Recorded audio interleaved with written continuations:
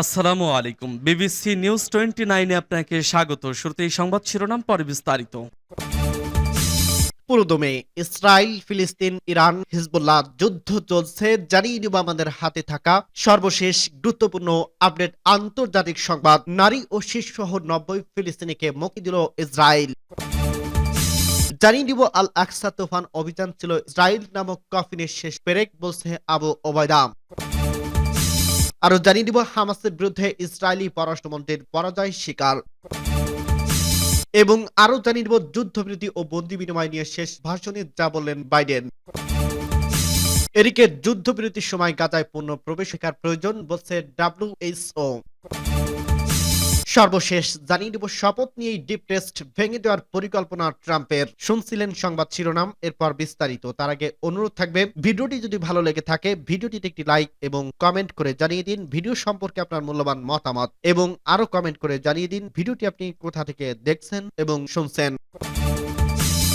নারী ও শিশু সহ 90 ফিলিস্তিনিকে মুক্তি দিল ইসরায়েল। টানা 15 মাসের বেশি যুদ্ধের পর গাজায় যুদ্ধবিরতি শুরু হয়েছে রবিবার সকালে। স্থানীয় সময় সকাল 11:30টায় এই যুদ্ধবিরতি শুরু হয়। চুক্তির আওতায় প্রথম দিনে ইসরায়েলি 3 নারী বন্দীকে মুক্তি দেওয়ার পর নারী ও শিশু সহ 90 ফিলিস্তিনিকে মুক্তি দিয়েছে ইসরায়েল। সোমবার 20 জানুয়ারি এই তথ্য জানিয়েছে সংবাদ মাধ্যম এএপি ও আল জাজিরা। খবরে বলা হয়, ইসরায়েল ও হামাসের মধ্যে দীর্ঘ প্রতীক্ষিত যুদ্ধবিরতি চুক্তি প্রথম ধাপের অংশ হিসেবে 90 জন ফিলিস্তিনি বন্দীকে মুক্তি দেওয়া হয়েছে বলে জানিয়েছে ইসরায়েলের জেল সার্ভিস। এর আগে রবিবার যুদ্ধবিরতি হওয়ার কয়েক ঘন্টা পর হামাস রেড ক্রসের কাছে 3 ইসরায়েলি নারী বন্দীকে তুলে নেয়। পরে তাদের ইসরায়েলি সেনাবাহিনীর কাছে হস্তান্তর করা হয়। হামাস জানায়, গাজা থেকে প্রতিজন বন্দীর মুক্তির বিনিময়ে ইসরায়েল কারাগার থেকে 30 জন করে ফিলিস্তিনি বন্দীকে মুক্তি দেওয়া হবে। এদিকে সংবাদ মাধ্যম আল জাজিরা বলছে, যুদ্ধবিরতি চুক্তির প্রথম দিনেই 90 ফিলিস্তিনি বন্দীকে মুক্তি দেওয়া হয়েছে। তারা সবাই নারী ও শিশু। মুক্তিপ্রাপ্ত বন্দীদের মধ্যে রয়েছে খালিদ জাওয়ার নামের একজন রাজনীতিবিদ। তিনি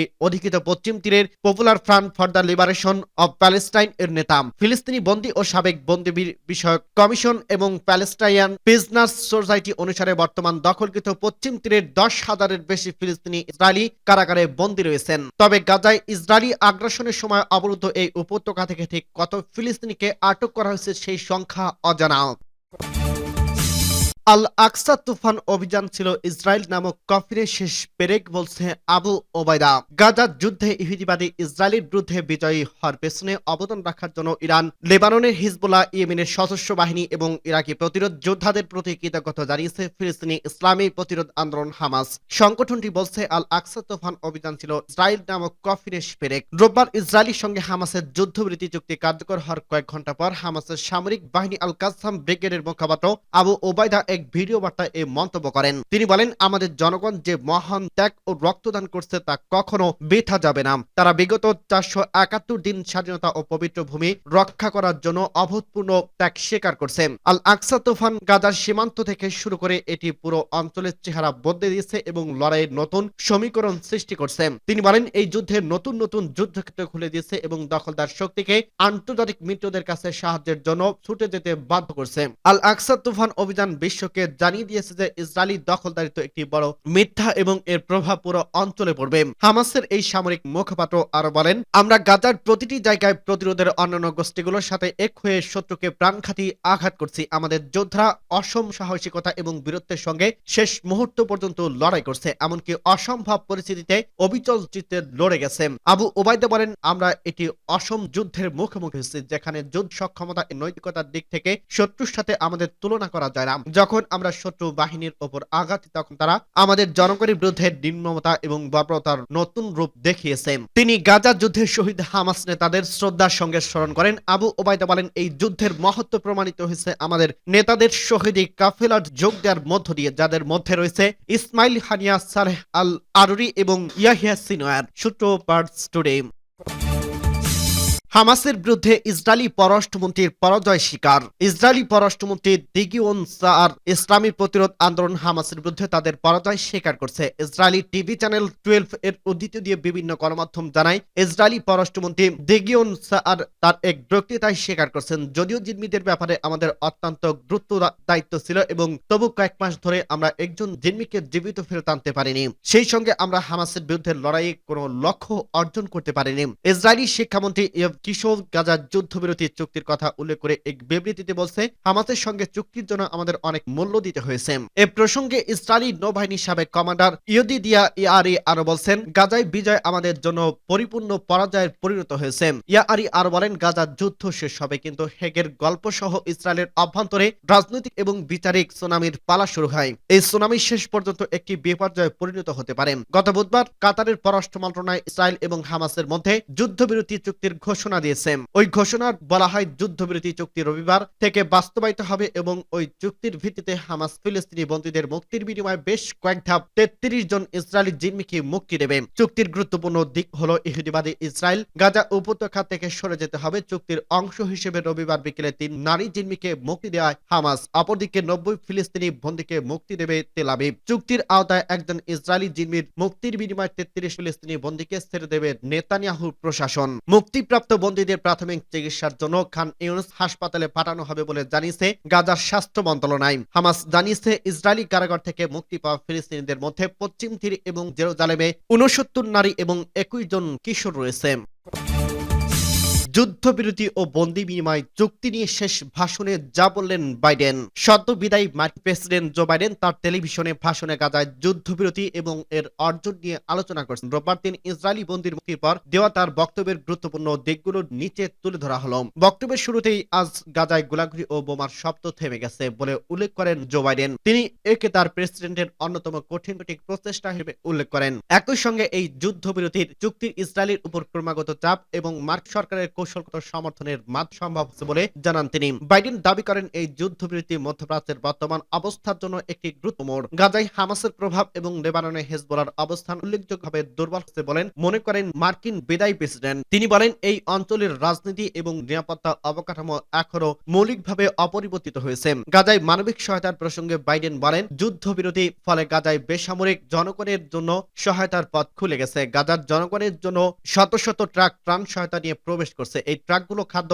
চিকিৎসা সরঞ্জাম এবং আশ্রয়ের জন্য প্রয়োজনীয় সহায়তা সামগ্রী নিয়ে যাচ্ছে। বাইডেন এ সময় গাজায় যুদ্ধবিরতি চুক্তিকে মার্কিন নেতৃত্বাধীন আন্তর্জাতিক সহযোগিতার উদাহরণ হিসেবে তুলে ধরেন। তিনি বলেন, আমাদের লক্ষ্য ছিল সংঘাত থামানো এবং এটি আমরা অর্জন করতে পেরেছি। তবে আমাদের কাজ এখনো শেষ হয়নি। শান্তি ও স্থিতিশীলতা নিশ্চিত করতে আরো পদক্ষেপ নিতে হবে। গাজায় এই যুদ্ধবিরতি চুক্তি 15 মাস ধরে চলমান সংঘাতের অবসান ঘটানোর প্রথম ধাপ। চুক্তির আওতায় ইসরায়েল ধাপে ধাপে প্রায় 2000 ফিলিস্তিনি বন্দীকে মুক্তি দেবে এবং হামাস ধাপে ধাপে প্রায় 33 জন ইসরায়েলি বন্দীকে মুক্তি দেবে। চুক্তির 6 সপ্তাহে একটি শান্তির সময়কাল নিশ্চিত করা হয়েছে, যা ভবিষ্যৎ আলোচনা এবং দীর্ঘমেয়াদী সমাধানের জন্য ভিত্তি হিসেবে কাজ করবে। সূত্র আল জাজিরা। যুদ্ধবিরতির সময় গাজায় পূর্ণ প্রবেশ অধিকার প্রয়োজন বলছে WHO। বিশ্ব স্বাস্থ্য সংস্থা WHO গতকাল রোববার ইসরায়েল হামাসের যুদ্ধবিরতির সময় তারা ফিলিস্তিন গাজা উপত্যকায় অত্যন্ত প্রয়োজনীয় সহায়তা দেওয়ার জন্য প্রস্তুত। তবে তারা তা করার জন্য উপত্যকা জুড়ে পদ্ধতিগত প্রবেশ অধিকার দরকার। গতকাল গাজায় যুদ্ধবিরতি কার্যকর হয়েছে, তবে এর আগে 15 মাসের বেশি সময় ধরে ইসরায়েল হামাসের মধ্যকার যুদ্ধে গাজার বেশিরভাগ স্বাস্থ্য অবকাঠামো ধ্বংস হয়ে গেছে। ইসরায়েল ও হামাসের মধ্যকার যুদ্ধবিরতিকে স্বাগত জানিয়েছে WHO প্রধান টেড্রোস আধানম গ্যাব্রিয়েসাস। সামাজিক যোগাযোগ মাধ্যমে দেওয়া পোস্টে তিনি বলেন, এই যুদ্ধবিরতি লাখ লাখ মানুষের জন্য বিপুল আশা নিয়ে আসবে, যাদের জীবন সংঘাতের কারণে বিধ্বস্ত হয়েছে। তবে WHO এর প্রধান উল্লেখ করেন, ধ্বংসের মাত্রা, কাজের জটিলতা, সংশ্লিষ্ট সীমাবদ্ধতার পরিপ্রেক্ষিতে গাজায় স্বাস্থ্যগত চাহিদা পূরণ করা, স্বাস্থ্য ব্যবস্থাপনা করা একটি জটিল এবং চ্যালেঞ্জিং কাজ হবে। জাতিসংঘের স্বাস্থ্য বিষয়ক সংস্থাটি এক বিবৃতিতে বলছে, উপত্যকার জরুরি প্রয়োজনের মেটাতে তারা প্রস্তুত, তবে কাজের ক্ষেত্রে বাধা সৃষ্টিকারী নিরাপত্তা সংক্রান্ত প্রতিবন্ধকতাগুলো দূর করা জরুরি। শপথ নিয়েই ডিপ টেস্ট ভেঙে দেওয়ার পরিকল্পনা ট্রাম্পের। যুক্তরাষ্ট্রের 47তম প্রেসিডেন্ট হিসেবে আজ সোমবার শপথ নেবেন ডোনাল্ড ট্রাম্প। বাংলাদেশের সময় রাত 11টায় এই শপথ গ্রহণ অনুষ্ঠিত হবে। দায়িত্ব নেওয়ার পর দেশটির ফেডারেল সরকারের ওপর তার আগের যে কোনো প্রেসিডেন্টের যে নিয়ন্ত্রণ আরো জোরদার করতে প্রস্তুত ট্রাম্প। এর মধ্যে তিনি তার মিত্রদের দাবি করা ডিপ টেস্ট ভেঙে দেওয়ার পরিকল্পনা করেছেন। প্রেসিডেন্টের দায়িত্ব হস্তান্তর প্রক্রিয়ার সঙ্গে যুক্ত দুটি সূত্র এসব তথ্য জানিয়েছেন। ডিপ টেস্ট হচ্ছে সরকারের ভেতরে প্রভাবশালী সংস্থা বা গ্রুপ গোপনে সরকারি নীতির হেরফের বা নিয়ন্ত্রণ করে থাকে। আরো স্পষ্টভাবে বলা যায়, এই ডিপ টেস্ট কোনো বিধিনিষেধ কাঠামো নয়, এর শক্তিশালী গ্রুপ যারা রাষ্ট্র ও সংস্কারের মধ্যে সক্রিয় থাকে বিপুল ক্ষমতা নিয়ে। তারা কাজ করে থাকে তাদের স্বার্থে, রাষ্ট্রে এবং সরকারের ক্ষমতা ব্যবহার করে, কিন্তু দায় পড়ে রাষ্ট্র ও সরকারের উপর। তাদের চেনা যায়, দেখা যায়, কিন্তু সরাসরি তাদের ধরা যায় না। মার্কিন একটি সূত্র জানিয়েছে, প্রেসিডেন্ট ট্রাম্পের এই প্রথম দিনই একটি নির্বাহী আদেশ জারি করতে পারেন তিনি, যার মধ্যে প্রায় 50,000 সরকারি কর্মকর্তা চাকরির সুরক্ষা বাতিল করা হবে। এতে তাদের বদলে ট্রাম্পের পছন্দের এবং ব্যক্তিদের নিয়োগ দেওয়ার সুযোগ তৈরি হবে। আরেকটি সূত্র জানিয়েছে, ট্রাম্প প্রশাসন যত তাড়াতাড়ি সম্ভব সরকারের হাজার হাজার রাজনৈতিক নিয়োগ পূরণ করার উপর চাপ দেবে। সম্ভবত অন্যান্য সাম্প্রতিক প্রেসিডেন্টদের তুলনায় সরকারের কাজ করবে বেশি সংখ্যক রাজনীতিককে গভীরভাবে অন্তত করার মূল লক্ষ্য।